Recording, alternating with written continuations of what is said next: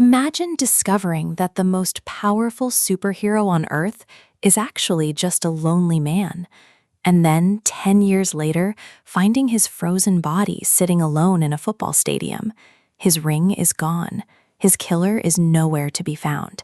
And the last case he ever investigated may be the reason he died. That is how Lanterns begins its story. Not with a giant alien invasion, not with an exploding planet, but with a question. And the deeper we go into this first episode, the more disturbing that question becomes. Because before Hal Jordan becomes a dead man in the snow, we first meet him as a legend. The story opens in 1996. A young John Stewart is sitting in front of the television with his brothers, completely fascinated by the man on the screen. That man is Hal Jordan. Played by Kyle Chandler, Hal is already famous. He is Earth's first Green Lantern, an Air Force pilot who became a superhero after being chosen by a mysterious alien power ring. The world knows him as a hero, but Hal wants everyone to understand something very important. He's just a regular person. And then he explains the Green Lantern Corps. They aren't gods. They aren't kings. They're essentially intergalactic police officers. Each lantern patrols a section of the universe, protecting worlds from threats that ordinary law enforcement can't even understand. For young John, this is everything. He's watching a real superhero explain what it means to be fearless. And then Hal reveals the most important part of his origin. When he was a child, Hal lost his father in a plane crash. And after that happened, Hal says, he stopped being afraid. Because what could possibly be worse than losing your parent? That answer seems simple, but the show immediately gives it a darker meaning. Because while Hal is talking about fear on television, John's father comes home. John quickly turns off the TV, but his father already knows what he's been watching. And then comes one of the most memorable moments of the episode. John is taken outside. He places an apple on his head. His father raises a rifle and asks him the same question Hal was asked when he became a lantern. Are you afraid? John says no. His father fires. The bullet destroys the apple. John doesn't move. No screaming, no panic, just silence. Then his father acts as though nothing unusual happened. They go inside for dinner.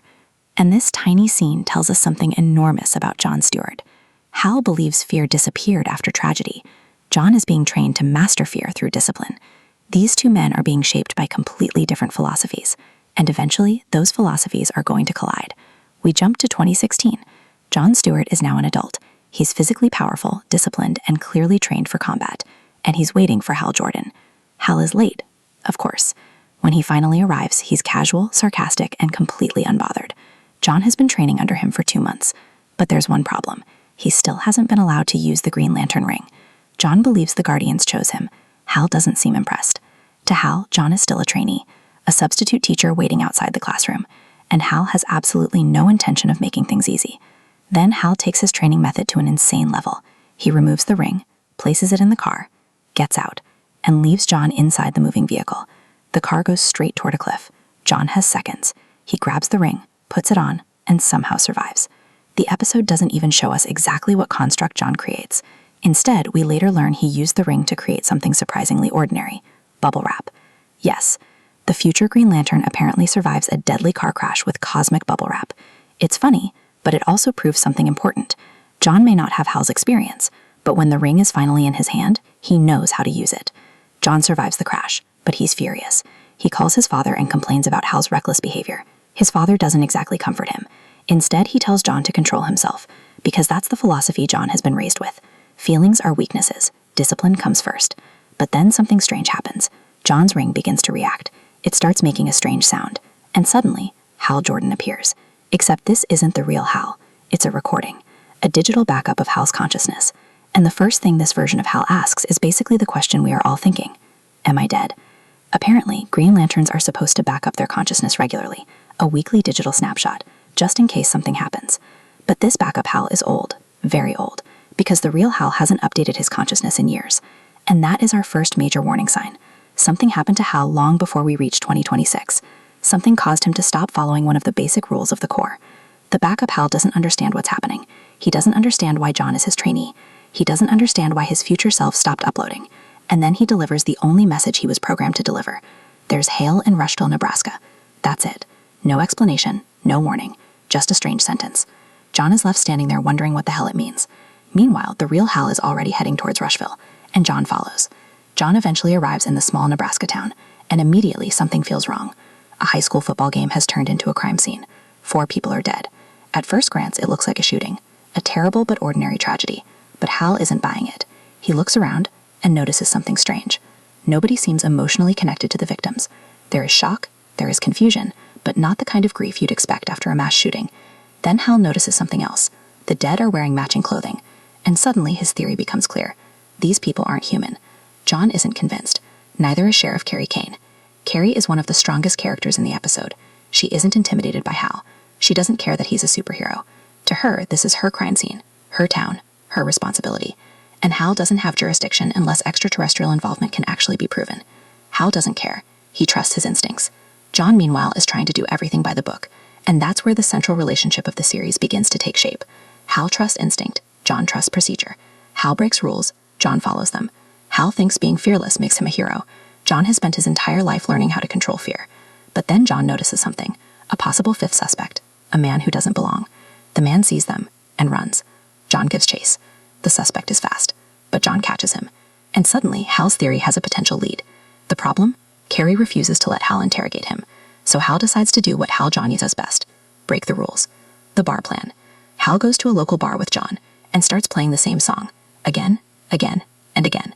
Eventually, someone gets angry. Exactly what Hal wanted. Because his goal isn't entertainment. He wants to get arrested. Why? Because he knows the suspect is already in police custody. If Hal gets himself thrown into jail, he can get close to him. John quickly realizes what Hal is doing, and Hal leaves his ring with John before getting himself arrested. While Hal creates chaos, John meets a woman named Zoe. She seems friendly, curious, almost too comfortable around the Green Lantern story. She knows who Hal is, she knows what John is, and the conversation becomes surprisingly personal. Then John walks her to her truck, and the two sleep together. It seems like a random romantic subplot, but it isn't, because Zoe isn't just some stranger. She's connected to the most dangerous family in Rushville, and John has no idea what he's just stepped into. Hal's plan works. He's arrested, but he doesn't stay there long. A powerful local lawyer named Billy Macon steps in, and suddenly Hal has a way out.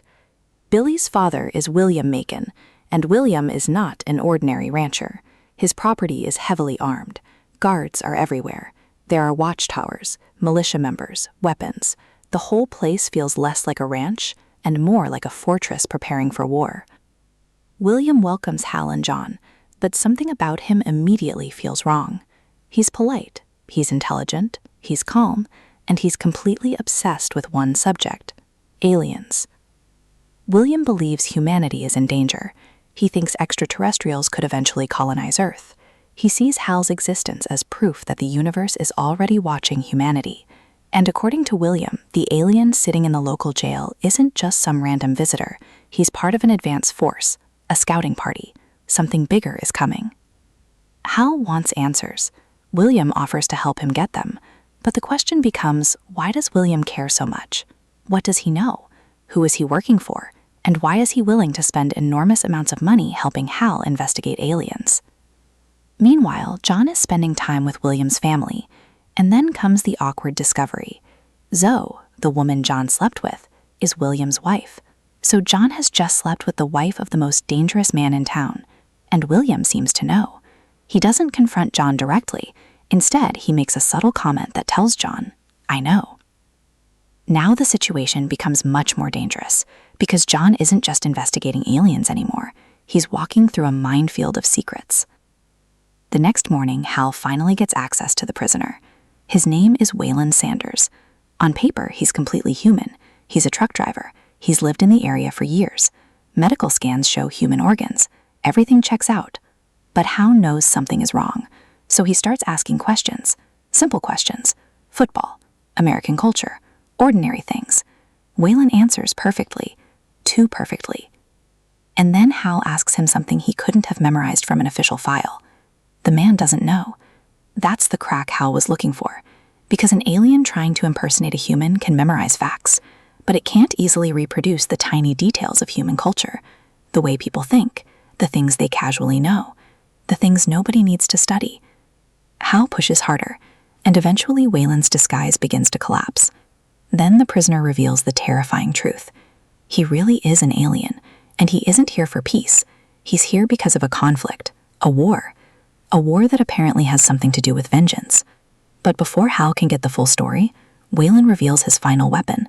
A device has been implanted inside his body, a bomb, a biological weapon designed to explode if he's captured. Hal threatens him. Wayland doesn't care. Then Wayland starts talking about the Green Lantern Oath. He knows exactly what Hal is. He knows exactly how the Corps operates. And he seems to know something about Hal personally, something that gets under his skin. Wayland suggests Hal isn't really fearless.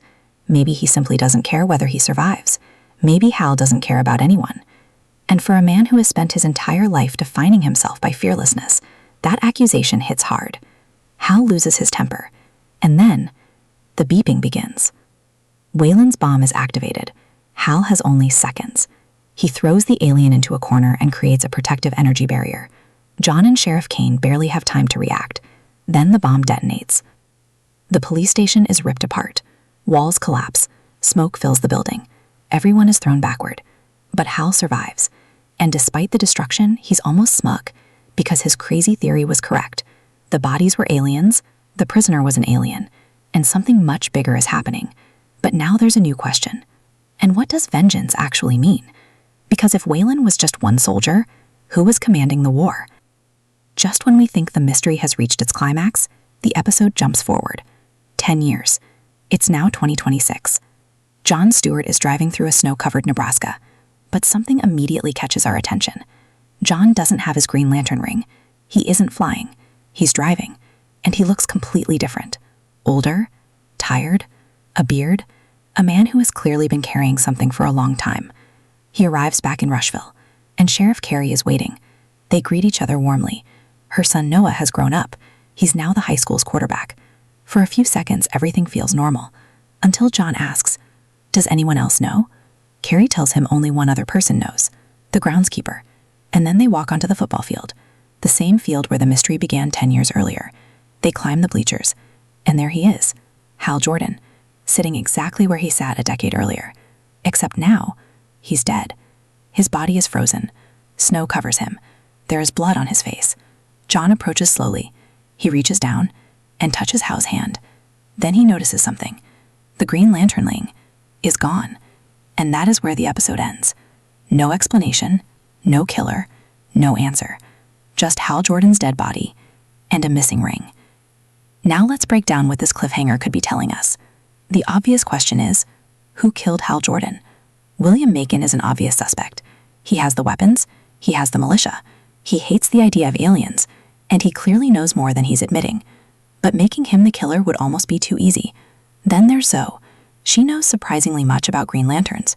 She quickly becomes intimate with John, and she's connected directly to William. Could she be manipulating John? Could she be working for someone else? Then there's the biggest wild card, John's father. Remember the opening? John's father knew the Green Lantern test. He knew the question, "Are you afraid?" And he trained John to become fearless.